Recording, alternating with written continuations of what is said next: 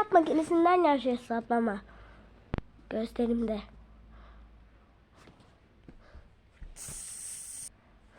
Şu anda gördüğünüz gibi hesap makinemiz burada.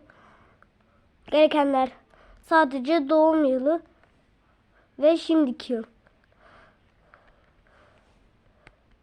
Şu anda biz bugün 2022 yılındayız. Bir tane arkadaşımın doğum yılına gireceğim. Eksi